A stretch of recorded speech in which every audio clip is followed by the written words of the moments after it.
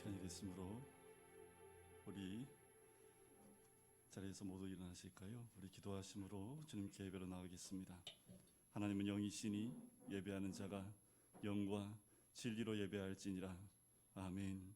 전능하사 천지를 만드신 하나님 아버지를 내가 믿사오며 그 외아들 우리 주 예수 그리스도를 믿사오니 이는 성령으로 잉태하사 동정녀 마리아에게 나시고 본디오 빌라도에게 고난을 받으사 십자가에 못 박혀 죽으시고 장사한 지 사흘 만에 죽은 자 가운데서 다시 살아나시며 하늘에 오르사 전능하신 하나님 우편에 앉아 계시다가 저리로서 산자와 죽은 자를 심판하러 오시리라. 성령을 믿사오며 거룩한 공예와 성도가 서로 교통하는 것과 죄를 사하여 주시는 것과 몸이 다시 사는 것과 영원히 사는 것을 믿사옵나이다. 아멘. 자리에 앉으시겠습니다. 예수 부활했으니 할렐루야. 그 주님을 찬양하겠습니다. 예수 부활했으니 할렐루야. 만민 찬송하여라. 할렐루야. 전사들이 즐거워. 할렐루야. 기쁜 찬송 부르네. 할렐루야. 대속하신 주 예수. 할렐루야. 선한 싸움 이겼네. 할렐루야. 사망 권세 이기고. 할렐루야. 하늘 문을 여셨네. 할렐루야. 마귀 권세 이긴 주. 할렐루야. 왕의 왕이 되셨네. 할렐루야. 높은 이름 세상에. 할렐루야. 널리 반포하여라. 할렐루야. 길과 진리 되신 주. 할렐루야. 우리 부활하겠네. 할렐루야. 부활 생명 되시네. 할렐루야. 우리 부활하겠네. 할렐루야. 예수 열방의 소망 되신 그 주님을 찬양하겠습니다. 예수 열방의 소망. 예수 우리의 위로자. 주는 온 땅의 영원한 소망. 예수 어둠 속의 빛. 예수 변함없는 진리. 주는 온 땅의 빛이 되시네. 우리 위해 죽으시고 다시 사신 생명. 우리 위해 죽으시고 다시 사신 생명의 주. 주님만이 소망이요 변함없는 반석이라. 주님만이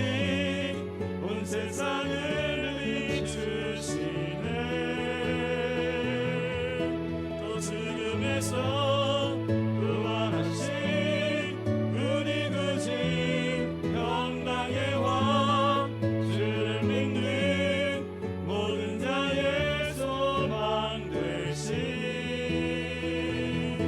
주를 믿네 예수 열방의 소망 예수 열방의 소망 예수 우리의 위로자 주는 온 땅에 영원한 소망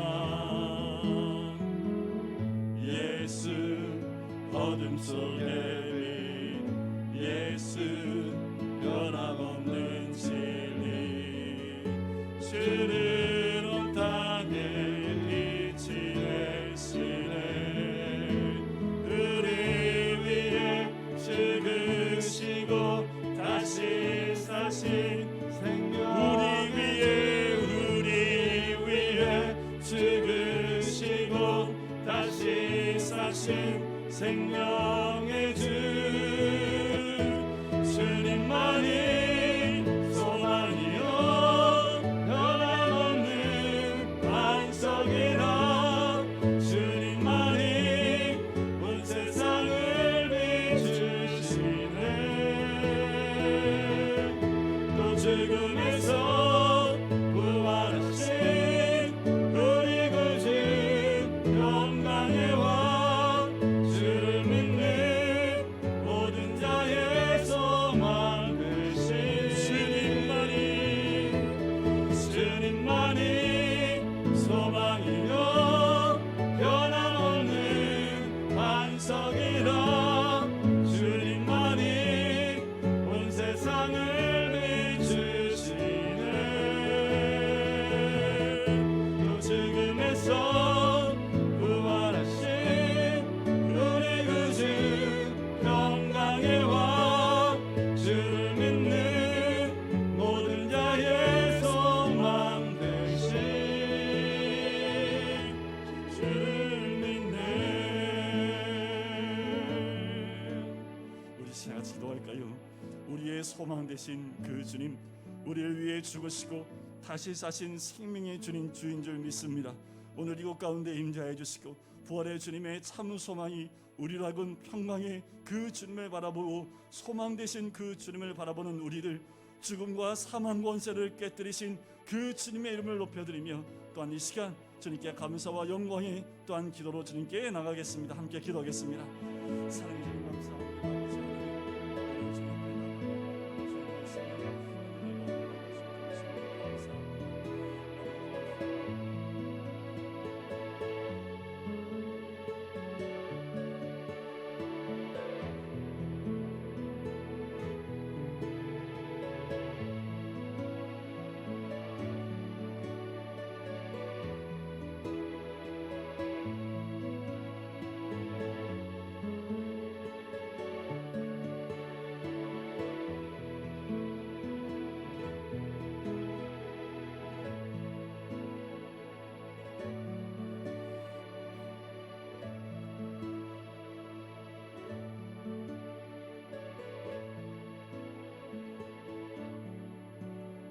사랑하는 주님 감사합니다. 하나님 부활의 참 소망을 우리에게 허락하여 주시고 고난의 그 극한 고통 가운데 우리의 모든 죄를 위하여 십자가에 죽으신 그 주님의 보혈로 우리가 다 용서함 받고 또한 씻음 바 되어지며 또한 주의 부활하심을 통하여 참 십자가의 승리를 경험케 하시는 하나님의 은혜가 있는 줄 믿습니다. 주님 이곳 가운데 임재하여 주시고 부활의 참 소망과 그 기쁨 가운데 주께 나와 예배드리는 모든 심령들 가운데 오늘 이곳에 부활의 주님을 만나는 복된 시간이 될 수 있도록 아버지 인도하여 주시옵소서. 우리의 모든 것이 회복되어지고 또한 우리의 연약한 부분들이 강하여지며 아버지 하나님 우리가 오직 주님만 바라며 또한 부활의 참 주님을 바라볼 수 있는 우리가 될 수 있도록 인도하여 주시옵소서. 제자들 만나 주셨던 것처럼 오늘 우리를 만나 주셔서 우리 안에 진정한 참 소망과 또한 사명을 깨닫는 복된 이 시간이 될 수 있도록 축복하시고 인도하여 주시옵소서. 감사드리며 예수 그리스도의 이름으로 기도드립니다. 아멘.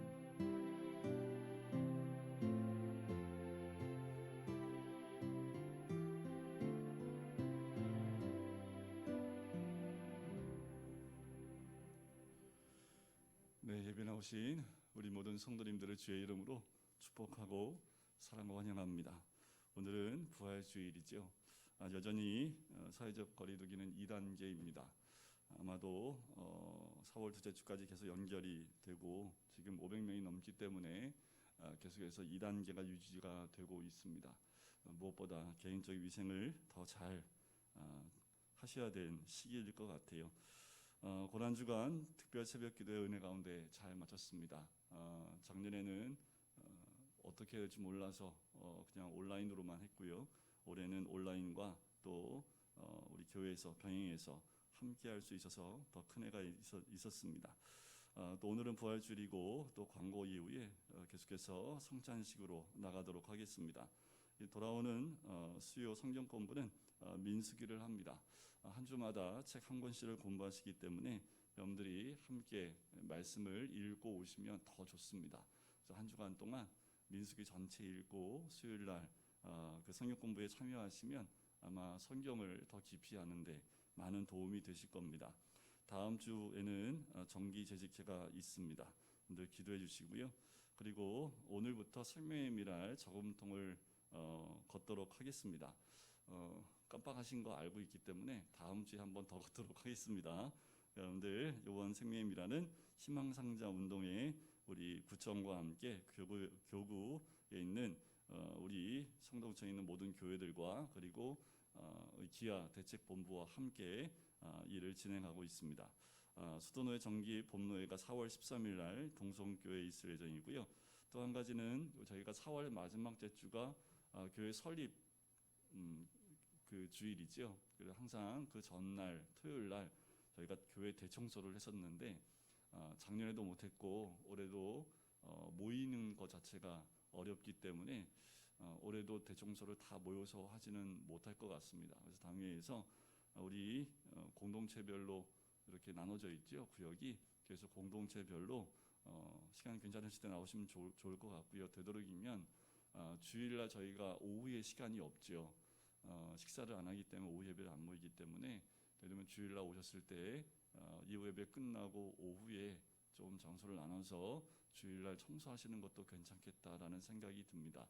저희가 마지막 주가 우리 교회 설립주일이기 때문에 여러분들 그 전에 우리 공동체별로 상의하셔서 웬만하면 주중에 또 모이면 멀리 계시는 분들이 못 나와요. 그래서 주일날 오셨을 때 함께 같이 청소하시고 하시면 좋겠다는 생각이 듭니다. 네, 우리 이 시간에는 성찬식으로 나갈까요? 우리 잠시 기도하고 우리 주님께 성찬식으로 나가도록 하겠습니다. 자비로우신 하나님 아버지, 영광과 존귀와 감사와 찬송을 아버지께 드립니다. 우리를 구속하시려고 독생자 예수 그리스도를 이 땅에 보내시고 십자가 위에서 친히 그 고난과 수욕을 다하시고 돌아가심으로 우리를 죄와 사망에서 해방시켜 주신 사랑의 하나님 아버지, 이제 하나님 앞에서 구속함을 입은 우리들이 하나님의 사랑과 그리스도의 은혜를 기억하면서 이 거룩한 성례에 참여하게 하심을 감사드립니다. 이제 우리들이 주님이 제정하신 이 거룩한 성례에 동참하면서 주님의 몸과 주님의 피를 대할 때에 우리의 심령이 새로워지고 우리의 삶이 변화되게 하시고 예수 그리스도의 고난과 죽으심 그리고 부활과 승리를 기념하는 거룩한 성례가 되게 하여 주시옵소서. 그러므로 이후에 주 안에서 더 깊은 사랑이 있게 하시며 또한 승리가 있게 하옵소서. 예수 그리스도의 이름으로 기도합니다. 아멘. 우리가 이 성찬식은 우리 주 예수 그리스도께서 친히 세우시고 그리스도를 기념하여 재림하시기까지 그의 죽으심을 기억하게 하는 예식입니다. 이 예식은 무흠 입교인 이상이 참여할 수 있고요. 무흠 입교인이라 할지라도 양심의 가책을 느끼는 분들은 스스로 삼가하셔도 괜찮겠습니다. 우리 성찬식을 진행하도록 하겠습니다.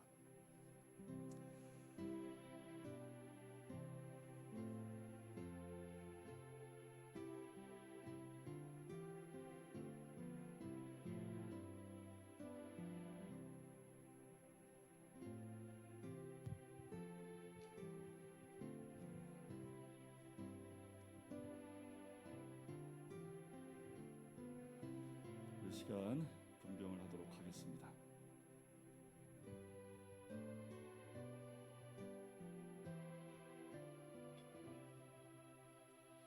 주 예수께서 잡히시던 날 밤 떡을 가지사 축사하시고 제자들에게 떼어 주셨습니다. 주의 분부하심을 따라 나도 여러분에게 이 떡을 나누어 드리고자 합니다. 십자가를 묵상하며 거룩히 이 성찬에 참여하시길 바랍니다. 잠시 기도하겠습니다. 이것은 너희를 위하는 내 몸이니 이것을 행하여 나를 기념하라 하신 주님, 이제 우리가 주님의 뜻을 받들어 이 거룩한 성찬에 참여하고자 하오니 우리에게 긍휼을 베푸시사 떡을 나눌 때에 주님의 몸을 대함같이 신령한 은혜가 넘치게 하시고 참여하는 자들에게는 생명의 능력을 확신하게 하는 거룩한 떡이 되게 하옵소서. 예수 그리스도의 이름으로 기도드립니다. 아멘.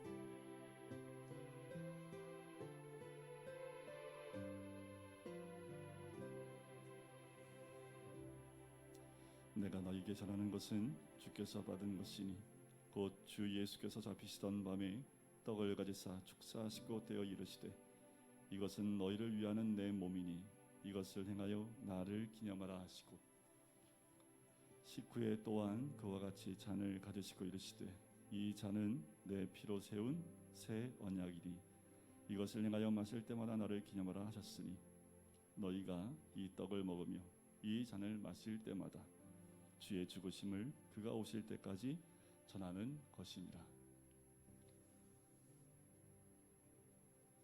진실로 진실로 너희에게 이르노니 믿는 자는 영생을 가졌나니 내가 곧 생명의 떡이니라. 그러므로 누구든지 주의 떡이나 잔을 합당하지 않게 먹고 마시는 자는 주의 몸과 피에 대하여 죄를 짓는 것이니라.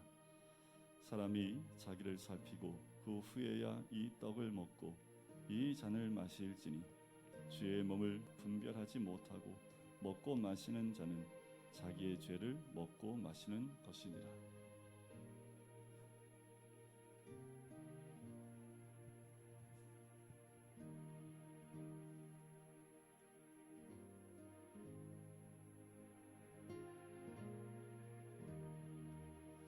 혹시 떡을 받지 못하신 분들은 손을 들어 표하시면 떡을 나누도록 하겠습니다.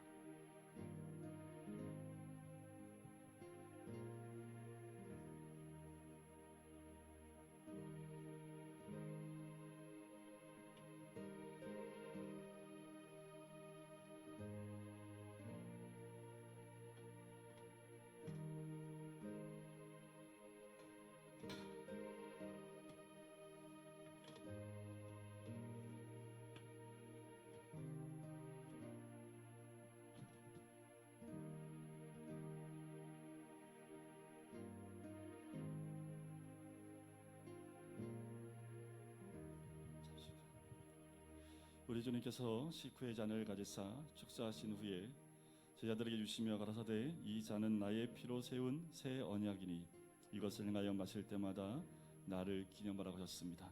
잠시 기도하겠습니다. 내 살을 먹고 내 피를 마시는 자는 영생을 가졌고 마지막 날에 내가 그를 다시 살리라고 말씀하신 주님, 이제 이 잔을 통하여 우리가 주님의 사랑에 이르고 이 피에 참여함으로 생명에 이르고자 하오니 이 예식을 통하여 더욱 큰 은총을 힘있게 하여 주옵소서.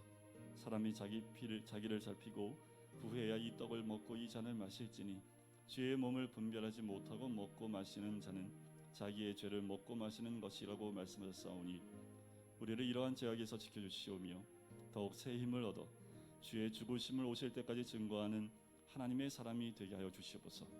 예수 그리스도의 이름으로 기도드립니다. 아멘.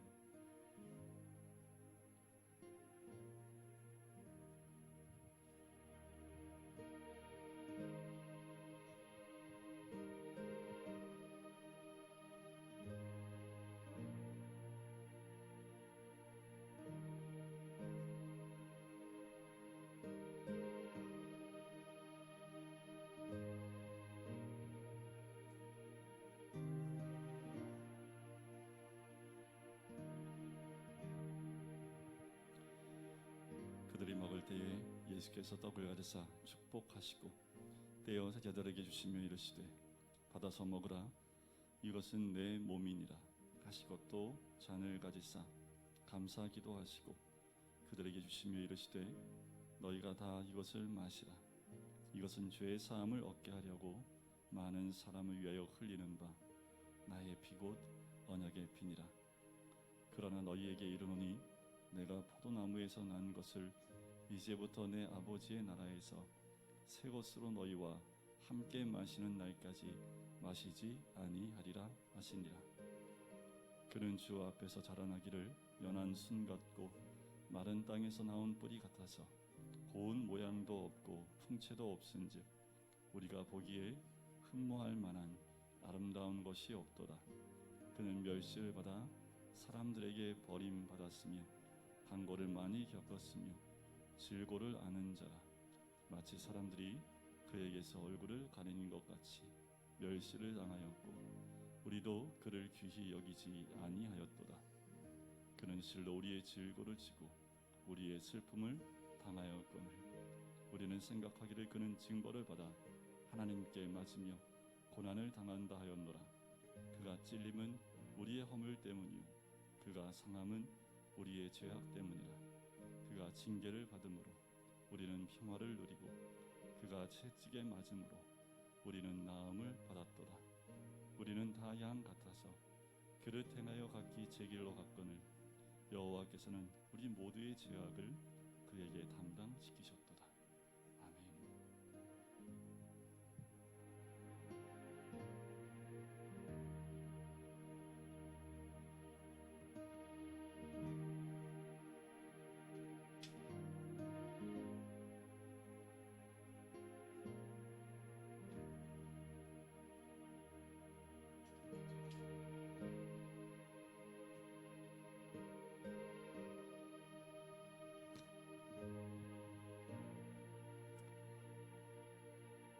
떡을 받으시고 아직 잔을 못 받으신 분이 있으면 손을 들어 표해 주시기 바랍니다. 이에 그들이 찬미하고 감난산으로 나아가니라. 아멘.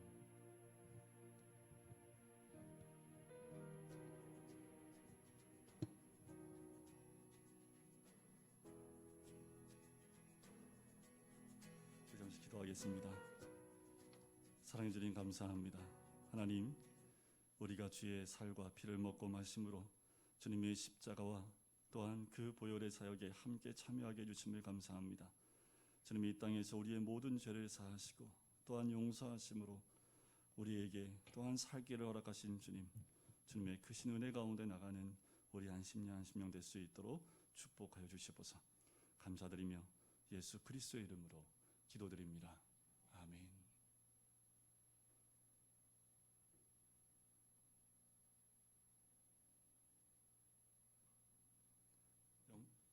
영상을 틀어주실까요?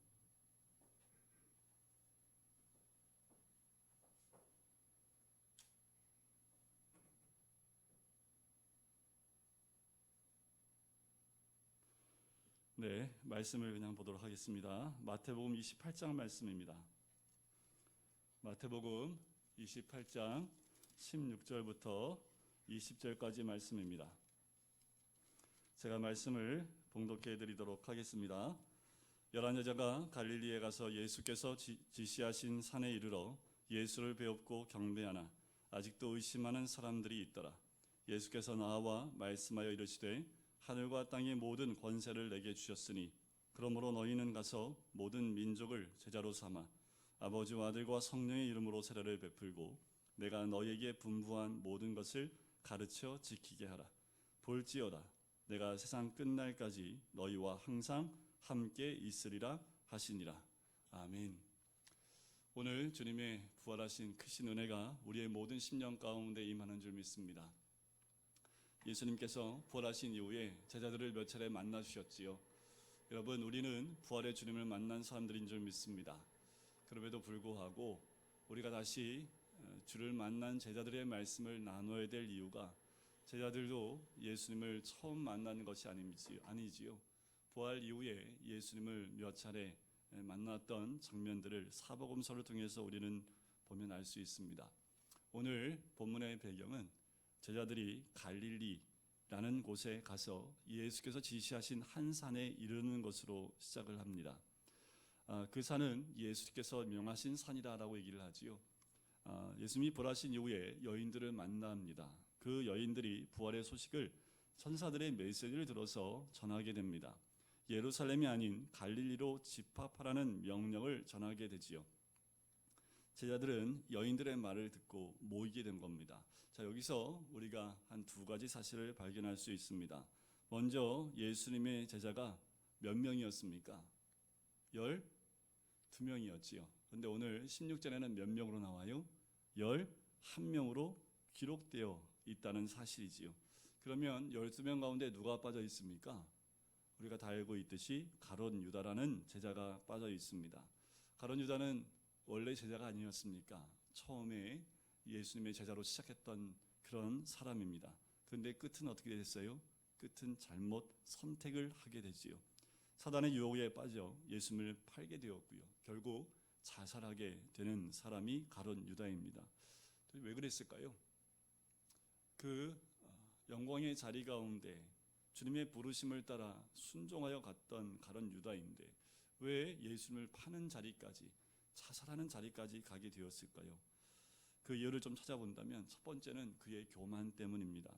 3년 동안 따라다녔지만 예수님의 말씀, 그 행동에 순종하지 않았다라는 거지요. 순종하지 않았다는 것은 무엇을 의미합니까? 교만하다라는 겁니다. 말씀을 따라가지 않고 자기를 죽이지 못한다라는 얘기지요. 두 번째는 가룟 유다의 생애를 살펴보면 자기 주장이 많았다는 점을 알 수 있습니다. 자기 의견과 자기 생각이 많아요. 그리고 그가 나오는 모든 자리에 보면 항상 냉소적이고 비판적이었던 것을 보게 됩니다. 그의 사고와 의지가 언제나 부정적이었다라는 것을 알 수 있어요. 더 중요한 세 번째 이유가 있는데 그것은 가룟 유다가요, 야망이 있는 사람이었다라는 겁니다. 욕심이 많아요. 말을 들어보면 참 정의롭고 합리적입니다. 그런데 그 깊은 동기를 보면 욕망이 있다는 것을 알 수 있어요. 성경에는 그에 대해서 뭐라고 얘기합니까? 도둑이라고 얘기를 합니다.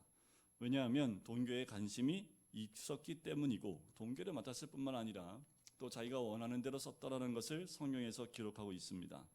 3년이 지난 후에 가룟 유다는 자기의 생각과 예수님의 생각이 다르다는 것을 깨닫게 되지요. 그래서 결국 어떻게 해요? 예수님을 팔아버렸다라는 거지요. 여러분, 우리는 가룟 유다로부터 자유로우신가요? 16절에서 또 한 번 발견하는 사실이 있습니다. 그것은 무엇이냐면 예수님이 예루살렘으로 부르지 않으시고 어디로 부르셨다고요? 갈릴리로 부르셨다라는 겁니다.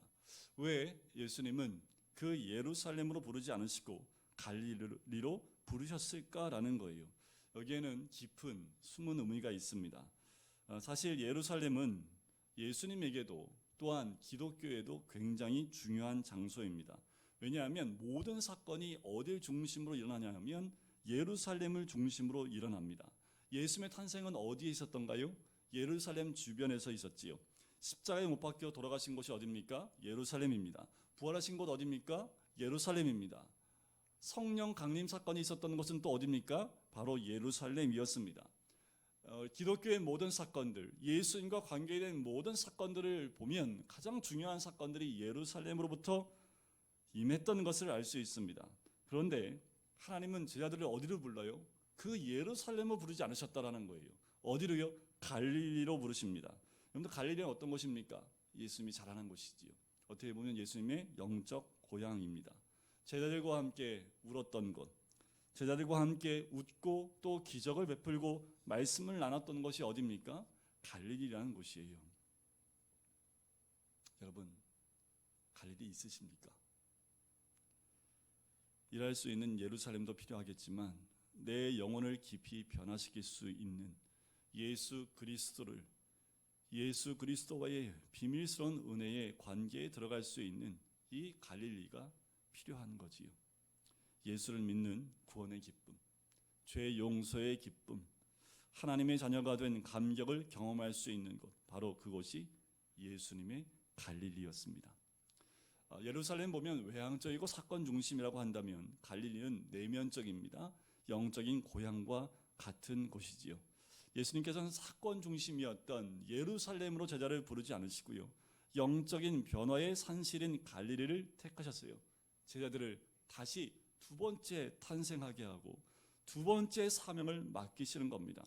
예수님은 제자들에게 부활의 증인이 되도록 다시 제2의 선택, 제2의 부름을 요구하시는 거지요.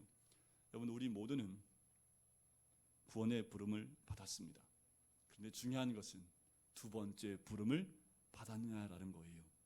부활하신 예수님은 이제 사명을 주시기 위하여 갈릴리에서 제자들을 다시 만나는 거지요. 오늘 우리에게도 바로 이 갈릴리에서의 예수님과의 만남이 필요합니다. 주님은 오늘 우리를 새롭게 만나기를 원하세요. 다시 갈릴리에서 만나자라고 말씀하시는 겁니다. 부활하신 우리 주님께서 그 권능과 영광을 가지시고 우리를 새롭게 부르시고 계시는 곳, 그것이 바로 갈릴리인 줄 믿습니다.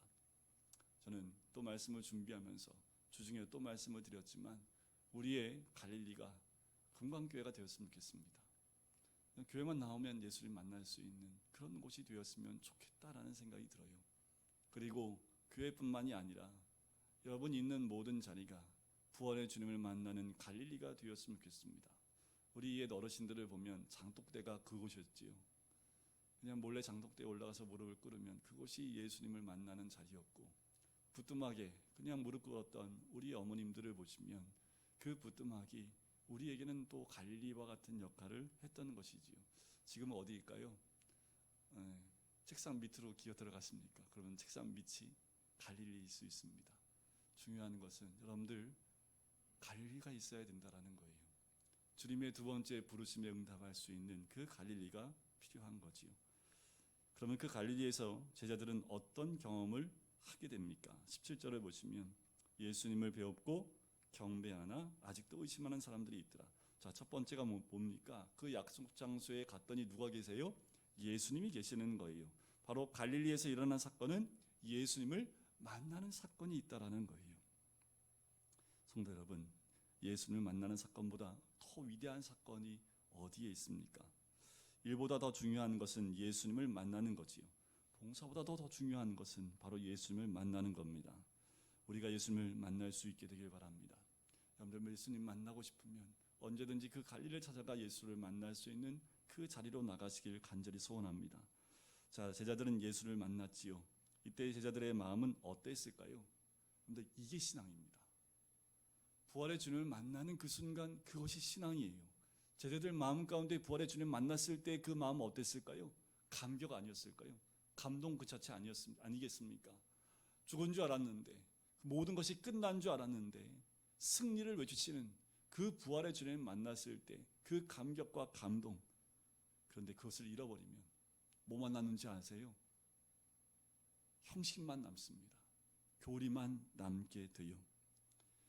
여러분, 신앙이란 살아서 역사하는 겁니다. 신앙이란 움직이는 것이고 느끼는 거지요. 하나님만이 하실 수 있는 사건이지요. 지금 이 제자들은 바로 이것을 경험하는 겁니다. 우리가 믿는 예수님은 어떤 분입니까? 여러분들 이런 예수님 아니지 않으세요?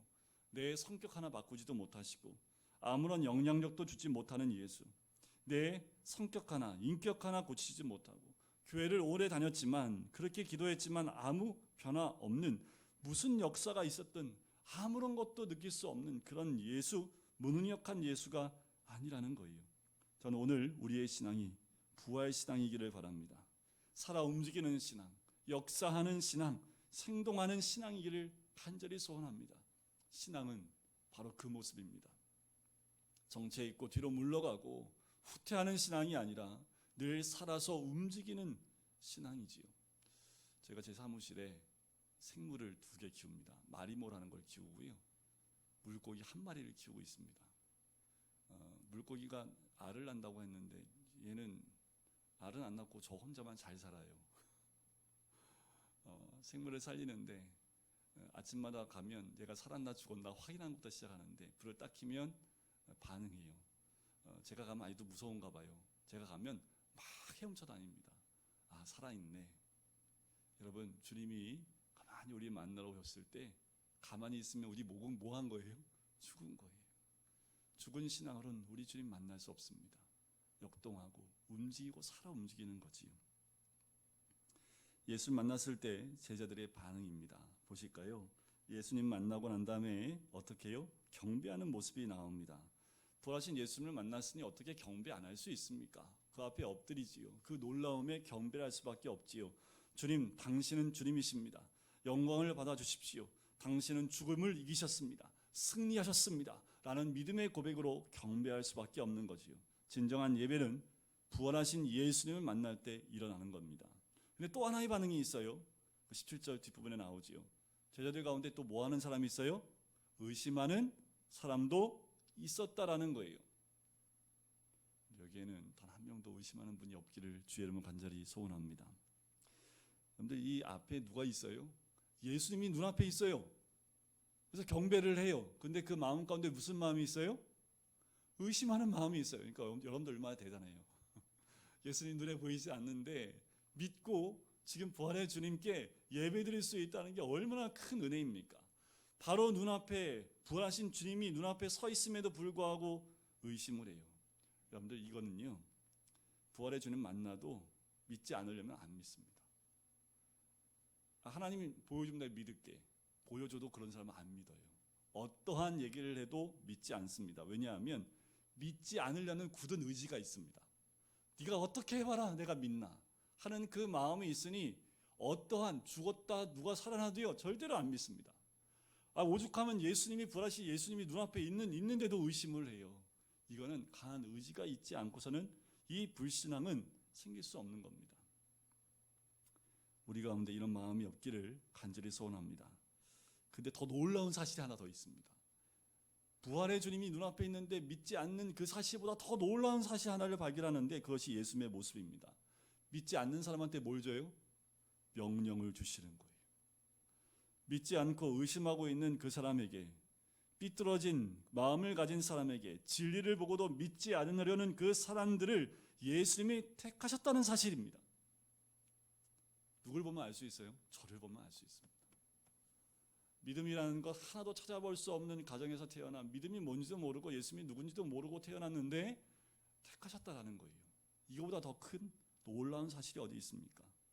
이런 사람들을 택하셔서 예수님이 뭘 주셨다고요? 명령을 주셨다라는 겁니다. 예수님은요, 어떠한 허물, 실수, 부족함이 있어도 용서하시고 새롭게 그들을 쓰신다는 사실이지요. 이것이 얼마나 큰 은혜인지 모르겠습니다. 이 사람들이 언제 변화받았을까요? 사도행전 2장에 오순절날 성령 강림 사건이 임하니까, 성령의 불이 임하니까 달라지기 시작을 합니다. 그들이 달라지니까 어떻게 해요? 십자가와 부활의 증인이 됩니다. 복음을 위한 순교자가 돼요. 사랑의 화신으로 바뀌어버리는 것을 보게 됩니다. 지금은 좀 부족합니다. 근데 우리 주님 바라본 건 뭐예요? 성령이 임하시면 그들이 변화되는 것을 보시는 거지요. 지금은 좀 부족하고 의심하고 하나님 모시기에 준비되지 않은 그런 그릇같이 보일지 모르겠지만, 만약 하나님이 우리를 쓰시겠다 하면 바꿔버리십니다. 성령의 능력으로 옷 입혀 새로운 인간으로 만들어서 하나님의 증인 삼아 주신다라는 거예요. 우리 하나님이 원하신다면 단 한 생명도 그냥 그렇게 내버려 두시는 분이 아니라 바꿔버리신다라는 거예요. 속사람도 그 근원까지 송두리째 바꿔서 증인 삼아 주시겠다라는 거지. 그 제자들을 만나 세 가지 메시지를 주십니다. 18절에 보시면 하늘과 땅의 모든 권세를 내게 주셨다고 합니다. 첫 번째 메시지입니다. 하늘과 땅의 모든 권세를 가진 분이라는 사실을 선포하십니다. 굉장히 중요하지요. 이 땅에 계실 때는 땅의 권세에 대해서 말씀하셨지만 이제 부활하신 다음엔 땅의 권세뿐만 아니라 하늘의 권세까지도 모두 가지셨다고 선포하시는 거예요. 두 번째 메시지가 뭡니까? 19절과 20절입니다. 굉장히 중요하죠. 우리 한번 같이 읽어볼까요? 그러므로 너희는 가서 모든 민족을 제자로 삼아 아버지와 아들과 성령의 이름으로 세례를 베풀고 내가 너희에게 분부한 모든 것을 가르쳐 지키게 하라. 볼지어다 내가 세상 끝날까지 너희와 항상 함께 있으리라. 하늘과 땅의 권세를 가지신 분이 이 명령 안에 기독교의 모든 명령을 다 주셨습니다.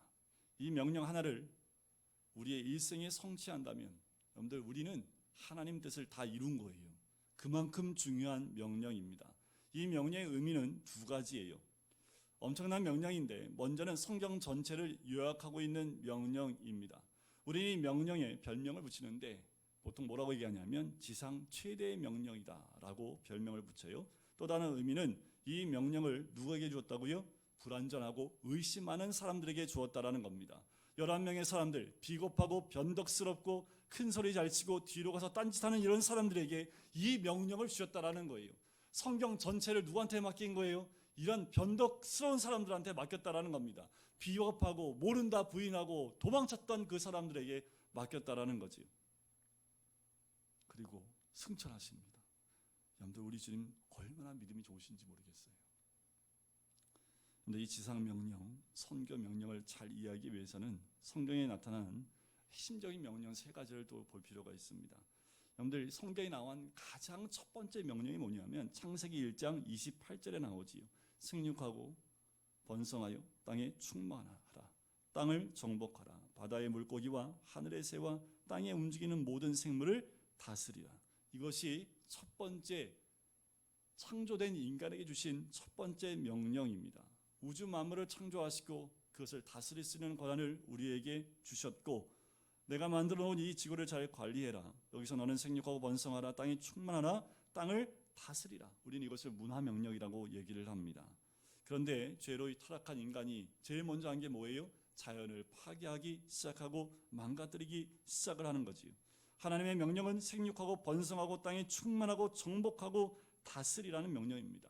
두 번째 명령은 요한복음 13장 34절에 나옵니다. 새 계명을 너희에게 주노니 서로 사랑하라. 내가 너희를 사랑한 것 같이 너희가 서로 사랑하라. 두 번째 명령은 인간 관계에 있습니다. 이 세상을 살아가는 데 있어서의 삶의 명령입니다. 서로 사랑하라. 핵심 주제이지요. 예수님의 구원 정신이기도 합니다. 그런데 죄된 인간은 뭐하고 있어요? 미워하고 있지요. 사랑하기 전에 미워하고 용서 대신에 복수 철학을 가지고 인간관계를 맺어오고 있습니다. 그런 우리에게 뭐 하라고요? 서로 사랑하라는 거지요. 이 2가지 명령에 이어 3번째 명령이 선교 명령입니다. 가서 모든 민족으로 모든 족속으로 제자를 삼으라는 거지요. 원래 사람과 하나님은 교제하며 하나가 된 관계입니다. 근데 이 죄가 들어와서 인간과 하나님을 관계가 깨어진 거죠. 인간이 하나님을 거부합니다. 다시 말하면 하나님 기억 상실증에 걸린 것이 인간의 모습입니다. 하나님이 계신 것조차도 알 수가 없는 거지요. 인간은 우연의 존재라고 생각을 합니다. 창조의 산물이 아니라 진화돼서 요런 아주 점 같은 요 미생물이 진화해서 지금과 같은 인간이 되었다라고 그렇게 믿기로 결정을 해버린 것이 죄된 인간의 모습이지요. 그러나 예수께서 우리의 죄를 대신해서 십자가에 못 박혀 죽으심으로 말미암아 우리를 구원하신 거지요. 이게 십자가입니다. 그러나 구원은 십자가로 끝나는 것이 아니라 무덤에서 일어나 3일 후에 부활하신 그 주님, 십자가를 승리의 십자가로 바꾸어 놓으셨지요. 예수님은 다시 부활하셨습니다. 그러므로 예수 그리스도를 믿음으로 말미암아 인간은 본질적인 원죄를 다 용서받게 되고 하나님의 자녀가 된 거지요. 그러므로 선교 명령은 예수 그리스도를 믿기만 하면 누구든지 구원을 얻으리라. 예수 그리스도를 믿는 자에게는 내가 하나님의 자녀가 되는 권세를 주리라는 놀라운 구원의 메시지를 선포하라는 겁니다.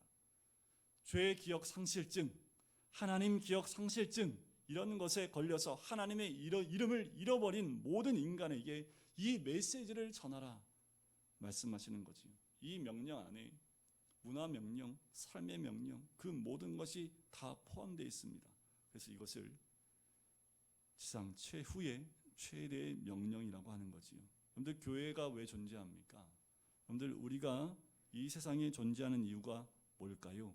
사도 바울은 이렇게 답합니다. 차라리 내가 더 빨리 죽을 수 있으면 좋겠습니다.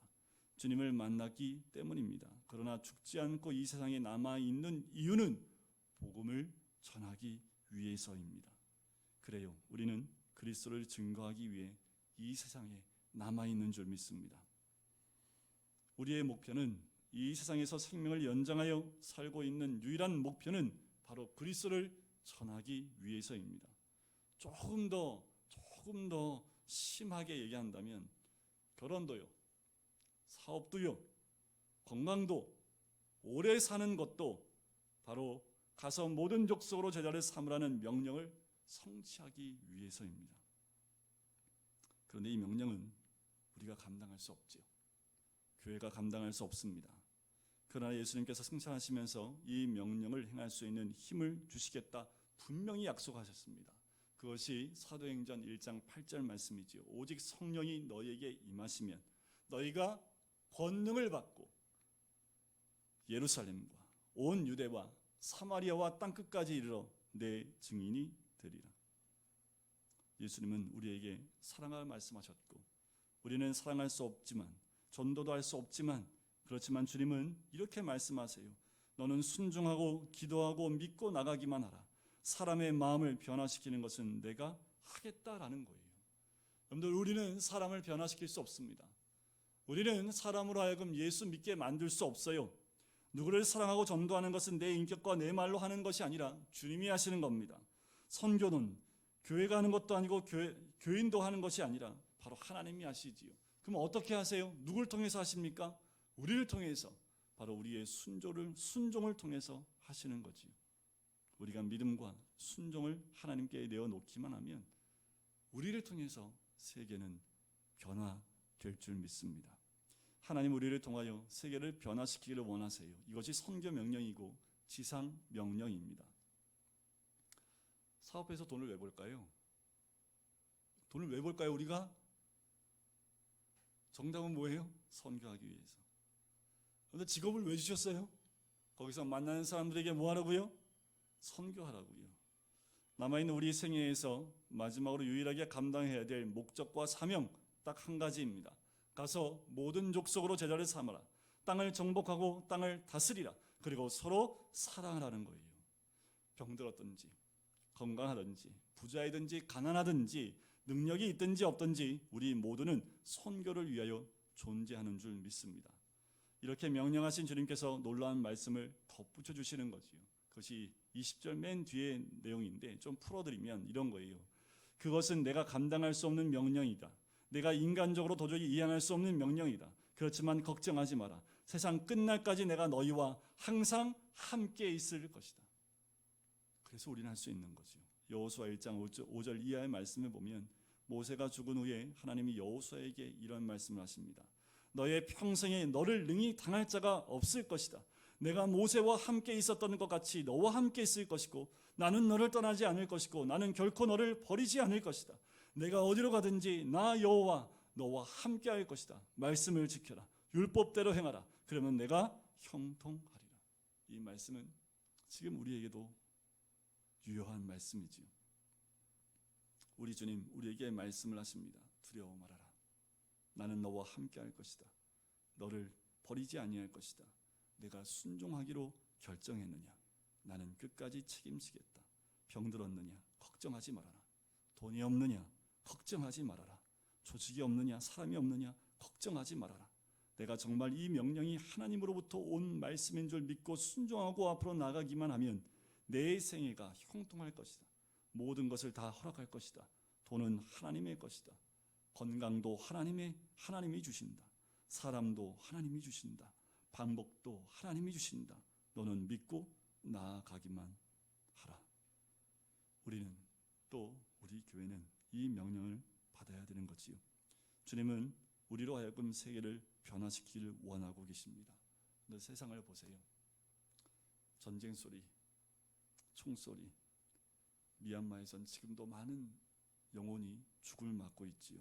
학살, 고문, 기근, 경제 불황, 도덕적, 문화적 타락, 폭력, 마약, 성범죄, 부정부패, 환경오염, 핵문제, 에이즈, 코로나19 등등등 수많은 위기에 인류는 직면해 있습니다. 하지만 주님은 이러한 세상을 향해서 우리에게 명령하시지요. 가라. 가서 모든 족속으로 그리스도의 제자를 삼으라. 우리가 이 명령에 따라 순종할 때 주님은 나와 함께 하시고 동행하시고 힘주시고 뭐 필요하십니까? 돈 필요하세요? 우린 주님 주십니다. 건강 필요하세요? 건강 주십니다. 무엇인가 원하신 거 계세요? 이것대로 나가시고 순종한다면 막힌 모든 것들이 열리고 길을 열어주셔서 우리 주님께서 영혼들을 주님께로 인도할 수 있도록 우리의 삶을 인도하실 줄 믿습니다. 우리 시간 같이 기도할까요? 함께 기도하실 때 하나님, 먼저는 이것입니다. 부활의 주님을 만나게 하여 주시옵소서. 부활의 주님을 경험하며 만나는 우리의 심령 되게 하여 주시옵소서. 그래서 아버지 하나님 경배하며 믿음으로 나갈 때 주신 주님이 우리에게 주신 그 명령을 따라 나갈 때 주님이 채워주시는 함께 하시는 놀라운 은혜를 누릴 수 있도록 인도해 달라고 우리 시간에 같이 한 목소리로 기도하시겠습니다. 사랑하는 감사합니다.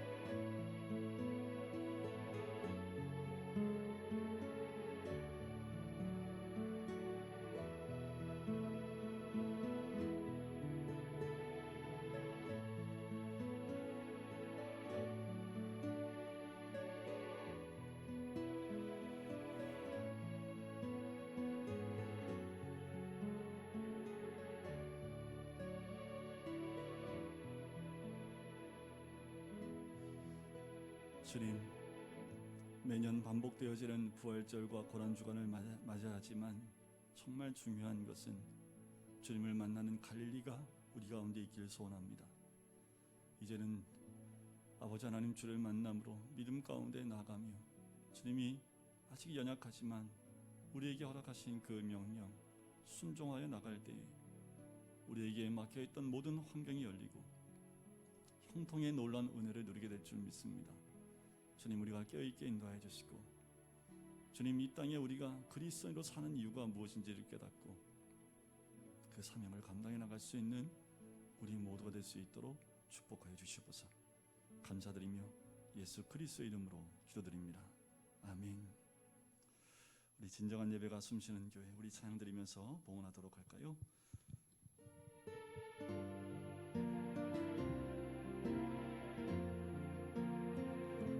진정한 예배가 숨쉬는 교회, 주님이 주인 되시는 교회, 믿음의 기도가 쌓이는 교회, 최고의 찬양이 드리는 교회, 말씀이 살아 움직이는 교회, 성도의 사랑이 넘치는 교회, 섬김과 헌신이 기쁨이 되어 열매 맺는 아름다운 교회, 주님의 마음 닮아서